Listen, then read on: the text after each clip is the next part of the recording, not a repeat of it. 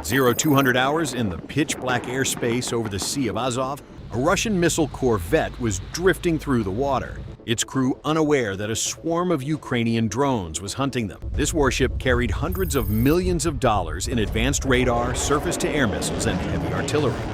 It was a floating fortress designed to fight American carrier strike groups. But tonight, it was about to be dismantled by a handful of remote operators steering modified fiberglass airplanes that cost less than a used civilian car. The final result of this engagement would not just leave the ship crippled, but it would turn the corvette's own arsenal of cruise missiles into dead weight trapped inside their launch tubes. Right now, the Russian radar operators were staring at empty green screens. 30 miles out, 3 Ukrainian Sting drones were flying at wave-top height, skimming just 15 feet above the dark water. By flying this low, they exploited the physical curvature of the Earth, staying completely hidden below the radar horizon of the warship.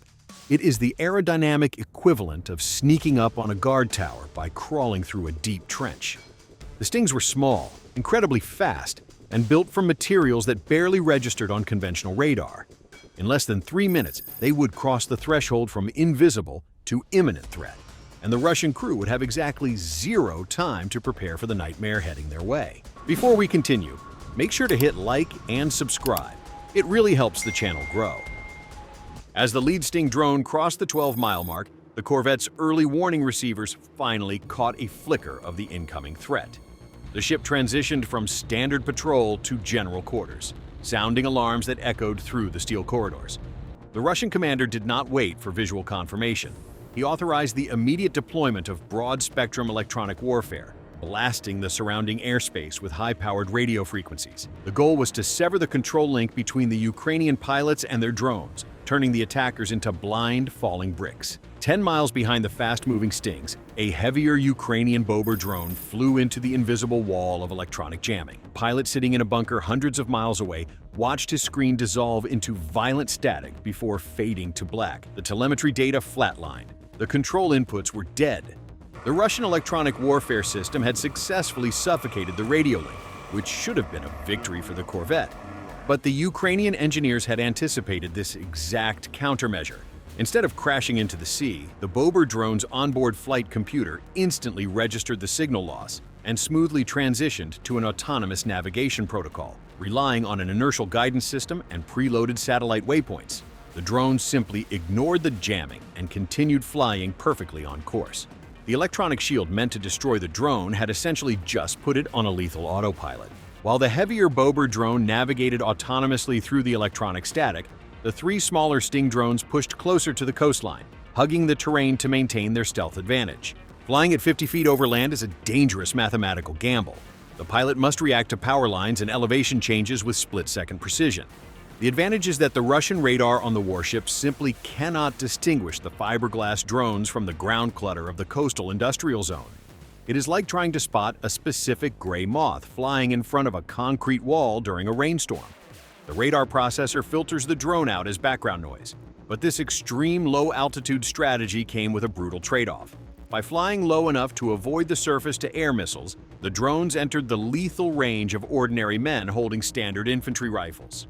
As the formation crossed over a coastal shipping yard, a Russian patrol unit spotted the silhouettes and opened fire with automatic weapons. A barrage of unguided bullets tore through the night sky. One round severed the fuel line of the right-flanking Sting drone. The small aircraft pitched sideways, caught a stall, and slammed into a warehouse roof in a bright orange fireball.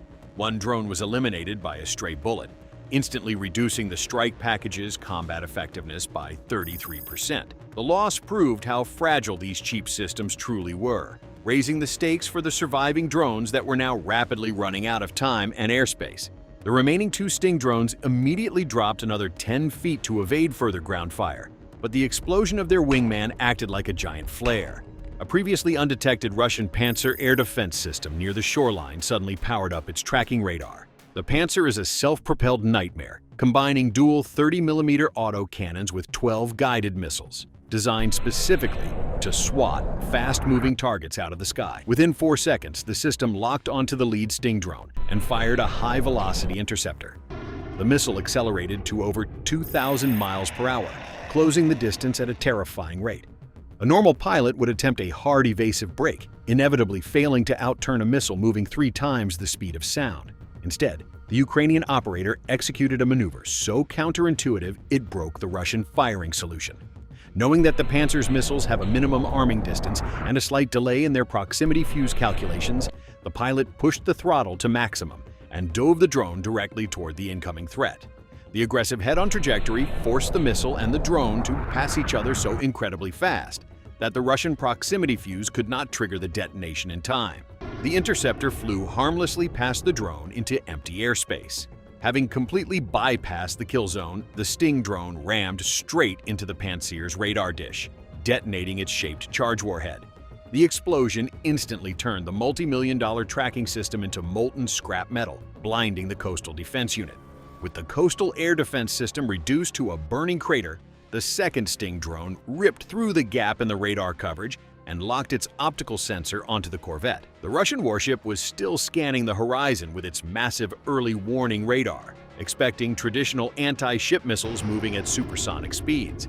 Instead, the Sting drone was flying at barely 100 miles per hour, generating a radar cross-section roughly the size of a seagull. The Russian operators stared at their scopes as the drone merged with the heavy sea clutter, the chaotic bouncing of radar waves off the ocean swells masking the incoming fiberglass threat. The captain ordered a barrage of chaff to be fired into the sky, launching thousands of strips of aluminum foil to create a massive decoy cloud that would normally confuse a radar-guided missile. But the Sting drone was not using radar to find its target. Its optical targeting camera looked right through the metallic cloud, recognizing the physical silhouette of the warship the way a smartphone camera recognizes a human face. The chaff was completely useless. The Ukrainian operator guided the drone precisely into the spinning antenna of the primary search radar. The resulting explosion ripped the sensor array apart, instantly blinding the corvette and collapsing its long-range defensive network in a single blinding flash. The multi-million-dollar warship was now fighting in the dark, forced to rely entirely on its short-range automated close-in weapon systems. The automated turrets on the corvette spun wildly, their computers struggling to calculate a mathematical firing solution against an enemy that kept changing its altitude and airspeed every 3 seconds. It was the computational equivalent of trying to swat a fly with a sniper rifle. The Russian electronic warfare operators made a desperate final attempt to sever the drone control feeds by flooding every known radio frequency with extreme interference.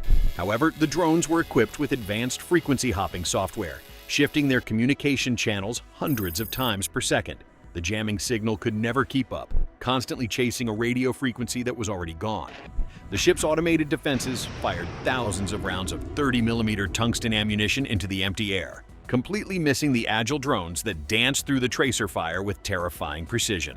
Realizing the automated defenses were failing, the Russian captain ordered emergency evasive maneuvers, commanding the helm to execute a hard turn to starboard. He hoped to present a smaller target profile and outmaneuver the incoming threat. But physics is brutally unforgiving. A heavily armored warship weighing several thousand tons possesses enormous inertia. It takes agonizing minutes for the vessel to change course, sliding through the water like a massive drifting building. In contrast, the remaining drones weighed less than a human being and could reverse direction in a fraction of a second. The extreme agility of the cheap fiberglass planes made the warship's evasive maneuvers look almost comical in slow motion. Exploiting the ship's sluggish turn, one of the drones dove incredibly low, dropping to just 5 feet above the crashing waves. This altitude was not just for stealth. It was a calculated geometric trap. The corvette's heavy automated cannons are physically restricted from aiming straight down, a safety mechanism designed to prevent the ship from accidentally shooting holes in its own deck. By flying below this minimum depression angle, the drone essentially hid inside the warship's mechanical blind spot. A billion-dollar naval vessel was rendered defenseless because its guns physically could not point low enough to shoot the target hovering right next to its hull. With the automated turrets locked out by their own safety parameters, the defense of the corvette came down to terrified human beings. Russian sailors rushed to the outer decks, desperately manning heavy machine guns and aiming through iron sights at the incoming swarm. But human reaction time is fundamentally flawed in this environment. A sailor tracking a drone moving at high speeds across a chaotic, shifting ocean swell simply cannot calculate the lead distance fast enough. The gunners sprayed hundreds of unguided bullets toward the water, but The drone easily slipped through the gaps in their manual fire. At that exact moment, the heavier Bober drone, which had survived the initial electronic warfare barrage by switching to its autonomous autopilot, broke through the cloud cover. It had navigated flawlessly using its internal gyroscopes and pre-programmed coordinates, arriving directly above the chaos of the surface battle. While the Russian sailors were entirely focused on the low-flying Sting drone skimming the waves, the heavier Bober drone entered a steep, unpowered dive from 2,000 feet. It was essentially a silent, falling bomb carrying over 40 pounds of high explosives, aiming straight for the central communication mast of the warship. The Russian crew had completely lost their situational awareness, unaware that the fatal blow was already dropping silently from the sky directly onto their heads. The Bober drone slammed into the main communication mast of the corvette with the force of a freight train. The impact instantly detonated 40 pounds of high explosives, creating a shockwave that shattered the reinforced glass on the bridge. The sheer kinetic energy of the heavy drone snapped the thick steel lattice of the mast, sending antennas and sensor arrays crashing down onto the deck below. Within a fraction of a second, the Russian warship lost all satellite uplinks, encrypted radio channels, and secondary radar systems. The captain was abruptly cut off from the regional naval command, completely unable to call for reinforcements or relay his desperate situation. The crew was now trapped inside a floating steel box, entirely deaf and blind to the outside world. This instantaneous decapitation of the ship's command and control network was exactly what the Ukrainian operators had engineered. By sacrificing their heaviest asset to destroy the communication hub, they ensured the corvette could not coordinate a defense with nearby friendly forces. The multi-million-dollar vessel was now an isolated island in the dark, bleeding critical data and bleeding time. The remaining Sting drone, which had been hiding just above the waves in the mechanical blind spot of the defensive turrets, immediately registered the massive explosion above. The pilot knew the primary objective was complete, but the most devastating phase of the attack was only just beginning. Exploiting the absolute chaos and the blinding of the command crew, the low-flying Sting drone pulled back on the throttle and initiated a steep climb directly up the side of the warship's hull. The Russian sailors on the weather deck, temporarily deafened by the explosion of the mast and disoriented by the falling debris, barely noticed the small fiberglass aircraft rocketing toward the center of the ship. The Ukrainian operator was not aiming for the bridge or the engine room. Instead, the targeting camera locked onto the heavy steel canisters housing the vessel's primary offensive weapon. These tubes contained highly advanced supersonic cruise missiles, each costing several $1 million and capable of devastating coastal cities. But right now, they were sitting targets loaded with highly volatile rocket fuel and high-explosive warheads. The ship's automated fire suppression systems were already glitching from the severed data cables dropping from the destroyed mast above. A sudden realization swept through the Russian engineering crew as warning lights blinked red across their surviving control panels. They were entirely defenseless against a close proximity strike on their own magazines. The drone closed the final 50 yards in less than 2 seconds, slamming directly into the outer armor of the starboard missile launch tubes. The moment the drone impacted the thick armored steel of the missile canister, its specialized shaped charge warhead detonated. This was not a standard explosive designed to create a wide blast radius. Instead, the detonation inverted a precisely machined copper cone inside the warhead, transforming the solid metal into a hypervelocity jet of molten plasma. This liquid copper jet accelerated to over 5 miles per second, striking the armor with such immense concentrated pressure that the steel literally behaved like a liquid and simply washed away. The plasma beam punched a perfectly round hole straight through the heavy protective casing of the launch tube in 1/1000th of a second. It bypassed millions of dollars of advanced metallurgical engineering as easily as a hot needle passing through a block of wax. Ukrainian engineers had specifically chosen this munition not to sink the ship, but to bypass its armor and destroy it from the inside out. The penetration of the missile tube triggered an immediate and catastrophic cascading failure deep within the warship's infrastructure. The superheated shrapnel from the shaped charge severed the primary hydraulic lines that operated the heavy blast doors of the launch system. Highly pressurized hydraulic fluid immediately sprayed outward, atomizing into a fine, highly flammable mist that filled the confined spaces between the missile silos. Simultaneously, the physical shock wave of the blast ripped through the surrounding electrical conduits, stripping the insulation from heavy copper power cables. The exposed wires sparked violently against the torn steel bulkheads, instantly igniting the atomized hydraulic fluid. The ship was no longer fighting the drones. It was fighting its own internal fluids and electrical systems, tearing itself apart from within. As the hydraulic fire raged across the deck, the intense thermal radiation began to bake the adjacent cruise missiles still locked inside their silos. And these weapons rely on highly volatile solid rocket propellant that is incredibly sensitive to extreme heat. Under normal circumstances, safety mechanisms and thermal insulation protect the volatile chemicals, but the structural damage from the plasma penetration had compromised the environmental seals, allowing the inferno to rapidly heat the casing of the adjacent missiles. The Russian engineering officer recognized the catastrophic danger and ordered a manual flood of the magazine compartments to drown the weapons in seawater before they could cook off. However, the manual override wheels were located directly below the burning launch tubes, entirely inaccessible behind a wall of scorching flames and toxic black smoke. Crew was forced to abandon the compartment, retreating behind heavy watertight doors and leaving their most powerful weapons to roast.